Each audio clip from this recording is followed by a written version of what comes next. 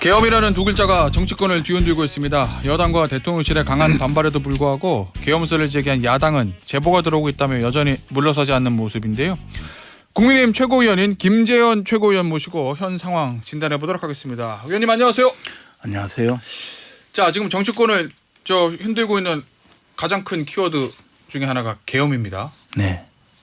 이 여야 대표회담 모두 발언에서 이재명 대표가 이 계엄 얘기를 꺼냈거든요.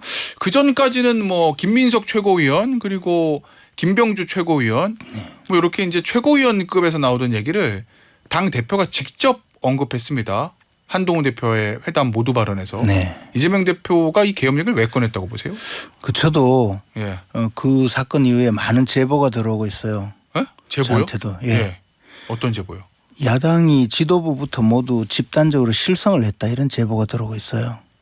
그건 제보라기보다는 제보자의 생각이 아닙니까? 민주당도 지금 그렇게 이야기하고 있잖아요. 제보가 들어오고 있다고. 아, 예.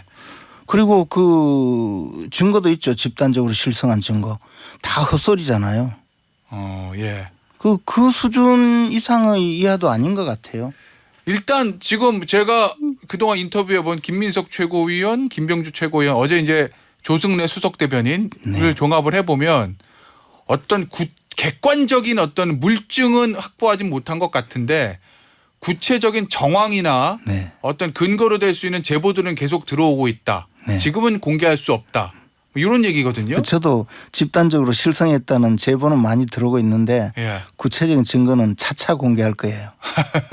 그 얘기는 민주당 지도부가 아무런 근거도 가지고 있지 않은데 일종의 다른 목적을 가지고 이 얘기를 하고 있다 이런 말씀이신 거예요? 아니 증거가 없죠. 저도 증거 없어요. 예. 근데 예. 그 이야기하는 것 중에 그런 이야기까지 하더라고요. 심지어 그 우리 헌법상으로 대통령이 계엄령을 선포하면 예. 그 국회에서 해제 요구를 하면 곧바로 예. 계엄령을 해제해야 되잖아요. 네. 그런데 그걸 막기 위해서 과거에 뭐 문건에 그런 내용이 있다면서 그 야권의 42명을 야권의 국회의원 42명 이상을 전부 현행범으로 체포를 해야 된다. 예.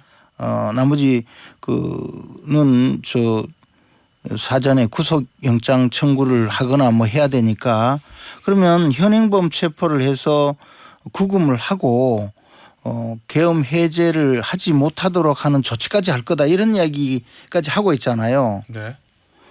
그런데 현행범 체포에도 48시간 지나면 영장 심사를 해야 되잖아요. 예.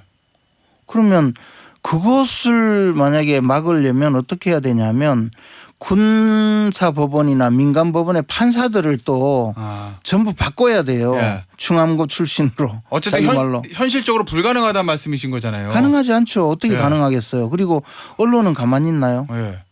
그러니까 결국 이제 국민의힘에서도 하는 얘기들 그리고 어제 이제 김영건 국방부 장관 후보자도 네. 지금 상황에서 계엄이 가능하냐 국민들이 가만히 있지 않을 거다 현실적으로 불가능한 얘기다 얘기를 하는데 네. 민주당 지도부가 이 얘기를 꺼내는 의도는 그럼 어디 있다고 보시는 거예요? 첫 번째 하나는 집단적으로 실성했을 가능성.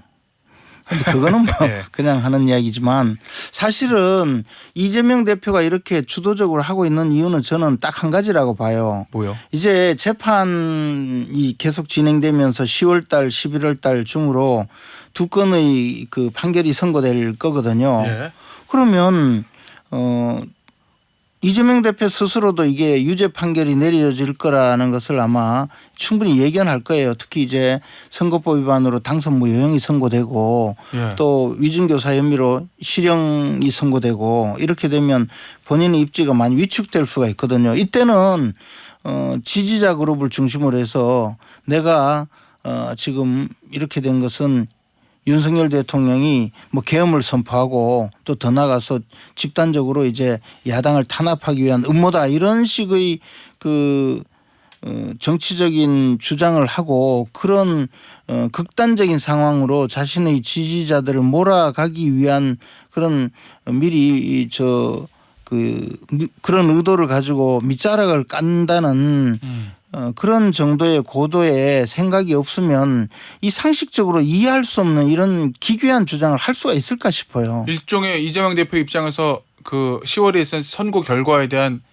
방탄용이다. 뭐 이런 반격이겠죠. 그래서 예. 이것은 나에 대해서 이런 그 사법적인 조치를 하고는 예. 그다음에 내가 지도력을 만약에 행사하지 않으면 이제 계엄을 선포하고 국민들에게 완전히 이 강권 통치를 할 거다 이런 예. 주장을 하지 않겠습니까? 지금 그런 주장을 하기 위한 수단이 아닌가. 그렇지 않고서는 도저히 그 가능하지 않는 주장을 왜 저렇게 하는지 모르겠어요.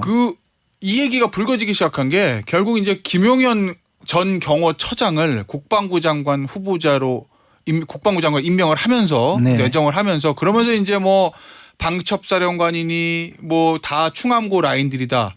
핵심 저 계엄과 관련 있는 행안부 장관, 국방부 장관, 그다음에 방첩사령관 이 계엄과 관련 있는 주요 포스트에 다 충암고 라인들이 가 있어서 대통령이 그거를 준비하는 거다라는 얘기가 이제 야당에 나오기 시작한 거 아니겠습니까?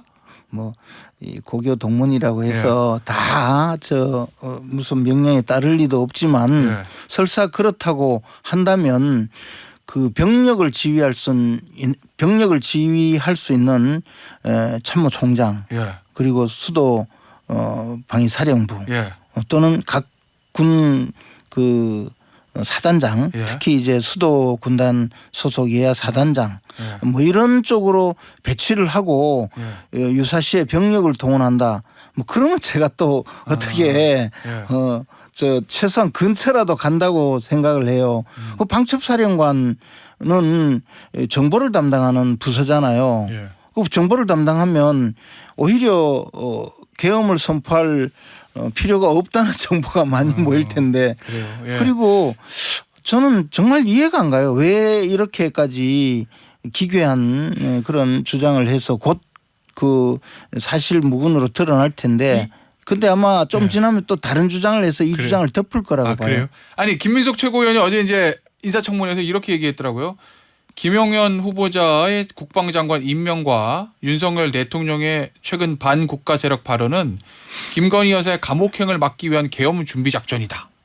뭐 이렇게 얘기하거든요. 어제 발언입니다. 이 발언에 대해서 어떻게 보세요? 그 감옥 김건희 여사가 어떻게 감옥을 간다는 건지 잘 모르겠는데 그 감옥행을 막을 필요가 그 계엄을 선포해야 막을 수가 있나요? 알겠습니다. 예. 정말 실성하신 것 같아요. 이제는 제가 봐서. 아니 일각에서는 민주당 일각에서는 이게 일종의 사전 경고적 차원이다. 어제 이제 조승래 수석 대변인은 저랑 인터뷰 때 그런 취지 얘기를 했거든요. 그러니까 그분들도 예. 정상적인 주장은 아니라는 걸 생각하는 거죠. 정상적인 주장이면 경고형이 아니죠. 지금 진행되고 있는데 예. 막아야 된다고 하겠죠. 저는 아마 민주당 의원들 대다수도 속으로는 이게 좀 정상이 아닌 지금 상황이라고 생각할 거라고 봐요. 예. 이 주장들을 어제 이제 대통령실에서도 강하게 반박을 하고 이재명 대표직 걸라 이런 얘기도 나왔고 어제 한동훈 대표 같은 경우에도 이제 근거 없으면 국기문란이다 이렇게 강하게 지금 방어선을 구축하고 있거든요. 앞으로 민주당이 이 주장을 계속 좀 키워나갈 거라고 보십니까? 아니면 이쯤에서 내리고 좀 국면을 전환할 거라고 보십니까? 아마 이재명 대표 그 재판이 진행되어서 판결이 선고되고 예. 그것이 구체화될 때까지 계속 주장을 하면서 여론이 부정적으로 가면 또 다른 음모론을 제기하지 않을까 생각합니다. 그래서 지금 민주당이 과거에 벌인 일이 한두 가지가 아니지만 이건 굉장히 악질이에요. 스스로 다 알고 있으면서 예. 기껏 한다는 게 그래 제보가 있다 이런 주장을 하고 보통은 옛날에는 제보자가 있었어요. 예. 만들었죠. 어쨌든 뭐 생태탕이든 김대엽 사건이든 다. 예. 근데 지금은 그런 주장을 할 만한 정신 나간 사람이 없죠. 근데 그러니까 이제 박근혜 정권 시절의 그 문건 사건을 또 끌고 와서 쿠데타 음모라고 주장하는데 자기들이 그렇게 쿠데타 음모라고 그 죄를 뒤집어 씌워서 수백 명 조사해서 기소 한 명도 못 했잖아요. 예. 그리고 권한 없는 사람들이 그런 문건을 작성했다 해서 그것으로 인해서 직권남용으로 기소가 돼서 재판을 받았는데 만약에 그게 정말로 큰 사건이었다면 교도소 가서 몇 년 있어야 될 텐데 벌금형 선고받거나 선고유예를 받았어요. 도대체 왜 이러는지 모르겠어요 이분들. 알겠습니다.